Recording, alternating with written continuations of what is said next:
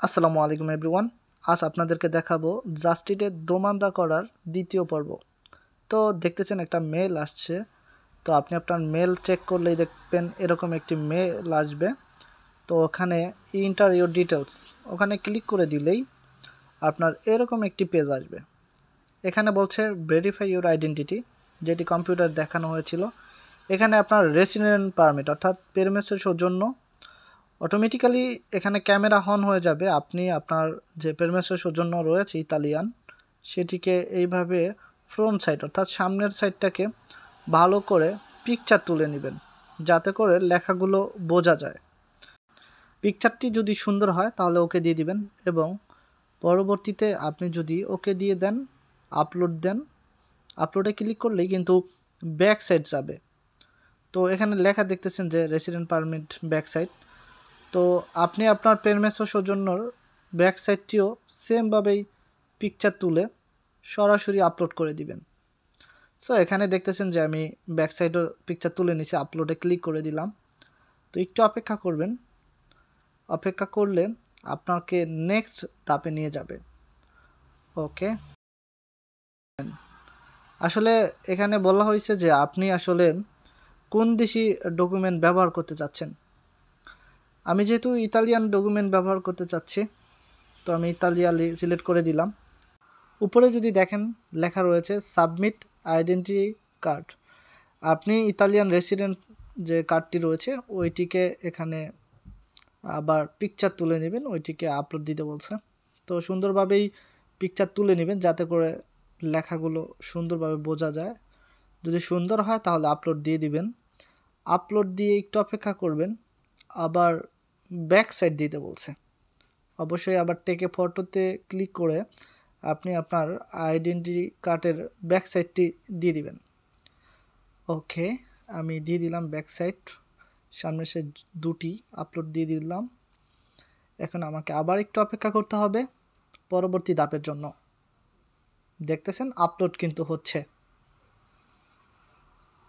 ওকে, আমরা একটু অপেক্ষা করব।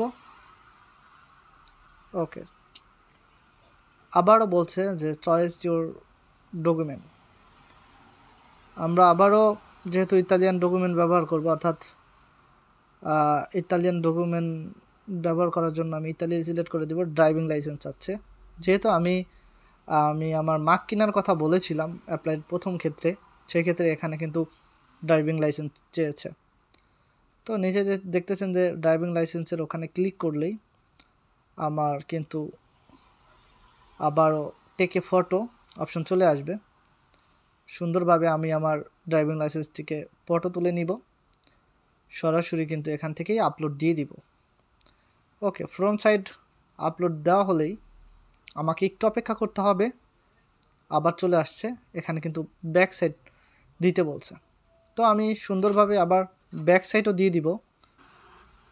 দেওয়ার পর আমাকে একটু অপেক্ষা করতে হবে, আপলোড দিয়ে দিলাম। ওকে, একটু অপেক্ষা করব।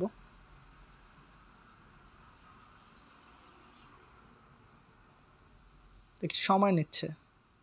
ওকে, আমাকে কন্টিনিউ করতে হবে, আমাকে ফেস দিতে হবে, আমার একটা সেলফি তুলতে হবে। অটোমেটিক্যালি কিন্তু ক্যামেরা অন হয়ে যাবে। তো আমি এখন আমার সেলফিটি এখানে আপলোড করে দিব, যাতে করে ওরা পরবর্তীতে এটা নিয়ে ভেরিফাই করতে পারে। ওকে, দেখতেছেন আমার কিন্তু ক্যামেরা অন হয়ে গেছে। তো আমি আসলে আমার পিকচারটি তুলে নিলাম, আপলোড। ওকে, অল ডান। তো এখানে আসলে দাতি পার্সোনালি অর্থাৎ আপনার কদিশি ফিসকালে, আপনার যে কদিশি ফিসকালেটি রয়েছে সেটি দিয়ে দিবেন। আমি আমার কদিশি ফিসকালে দিয়ে দিচ্ছি, আপনি আপনারটা দিবেন।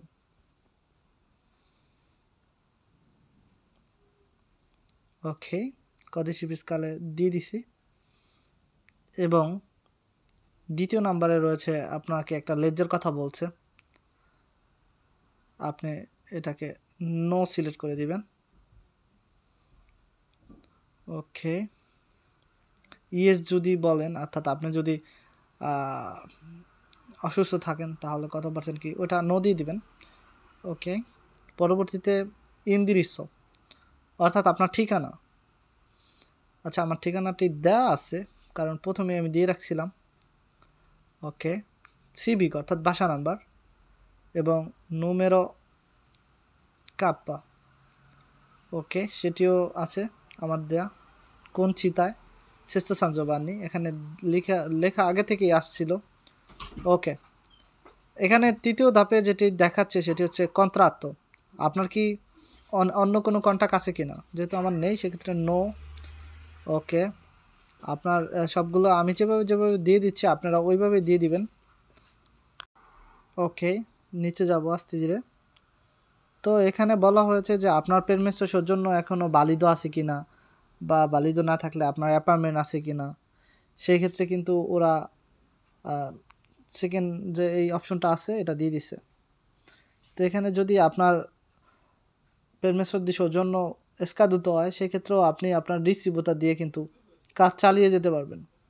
যেহেতু আমার অ্যাপার্টমেন্টের প্রয়োজন নেই, কারণ আমার সৌজন্য 3 মাসের বেশি সময় আছে এখন অবধি, সেই ক্ষেত্রে আমি নো দিলাম যে আমার কোনো অ্যাপার্টমেন্ট দিতে হবে না। ওকে, আপনার যে ড্রাইভিং লাইসেন্স আছে সেটি কোন ক্যাটাগরির? তো আমার যেহেতু পাতেন্তা বি, আমি পাতেন্তা বি সিলেক্ট করে দিব। ওকে, দেখতেছেন যে 3 নম্বরে যে পাতেন্তা বি রয়েছে আমি সিলেক্ট করে দিলাম। এবং আপনি যখন পাতেন্তা করার পরে যে একটা গাড়ি কিনবেন, গাড়ির ইন্স্যুরেন্স করছেন কি না, যদি করে থাকেন সেটার এসকাদেন্সা যে ডেটটা আছে, যেদিন শেষ হয়ে যাবে ওই ডেটটি কিন্তু এখানে বসিয়ে দিতে হবে। পরবর্তীতে দেখতেছেন যে কারিকারে করতে বলতেছে যে আপনার যে ইন্স্যুরেন্স আছে সেই পেপারটি আপনি আপনার ফোন থেকে স্ক্যান করে নেবেন। আমি দেখতেছেন কারিকারে করে দিছি, এবং আপনার যে গাড়ির ডকুমেন্ট রয়েছে সেটিও এখানে কিন্তু দিয়ে দিতে হবে। ওকে, এগুলো দেওয়ার পরে আপনি আপনার জাক্কার সাইজটা বসিয়ে দিবেন, এবং আপনি কোন মেজুরার হেলমেটটি নেবেন সেটিও বসিয়ে দিবেন। ওকে, পরবর্তীতে আমার সাথে কিভাবে যোগাযোগ করতে পারবে, হোয়াটসঅ্যাপ প্লাস টেলিফোন, আমি দুইটাই সিলেক্ট করে দিলাম মাঝেরটা। এবং এই নাম্বারে হোয়াটসঅ্যাপ আছে কি না সেটিও ক্লিক করে জানিয়ে দিব আসলে এই নাম্বারে হোয়াটসঅ্যাপ আছে।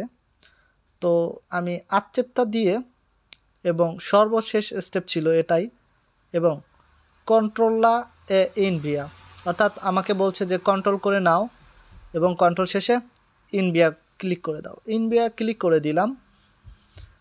ইনভিয়া ক্লিক করার পরে আমাকে একটু সময় অপেক্ষা করতে হবে।